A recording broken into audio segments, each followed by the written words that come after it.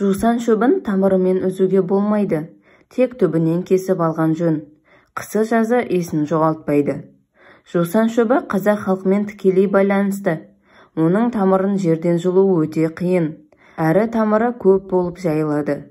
Жусанның малға да жанға да пайдасы өте мол. Қазақ халқы да текті болған. Біздер қара тамырлы қазақпыз. Қазақ сұраса келе қарын бөле болып шығады дейді. Күйеу 100 жылдық, құда 1000 жылдық деген сөзде бекер емес. Кезінде жусан шөбі биік болып өскен. Кейін жауынның жоқтығынан қоршаған ортаның ластануының салдарынан жусан шөбі де аласа болып шөгіп барады. Сол сияқты қазақ халқының да рухани деңгейі төмендеп, майдаланып, шөгіп, әлсіреп барады.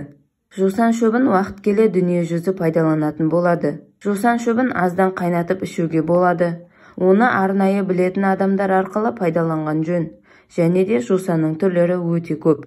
Жусан қан тамырлары кеселінен тазартады. Шөпті көп иіскесе жүрекке пайдасы өте мол.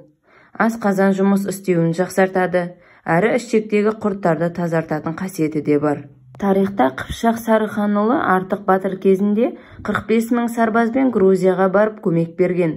Негізінде Артық батыр өзінің Тұран-тоқты деген қызын Дәуіт патшаға үйлендірген.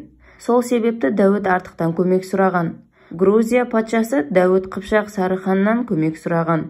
Сонда осы Артық батырды 45 000 сарбазымен қосып жіберген. Грузиндердің 15 000 сарбазы қосылып, парсылардың 300 000 әскерін талқандаған. Дәуіт патша қазақ жерінен барған сарбаздарға шырайлы жерін беріп, бар жағдайын жасаған. Сөйтіп олар елге қайтпай, сол жерде қалып қойған.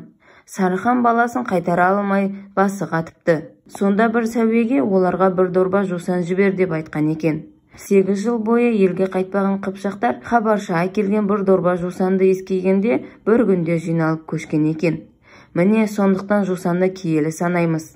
Қазақ жусан шөбімен тығыз байланысты. Жусан шөбіне жуынып бойдағы сасық иістен тазаруға болады. Алла шипасын берсін.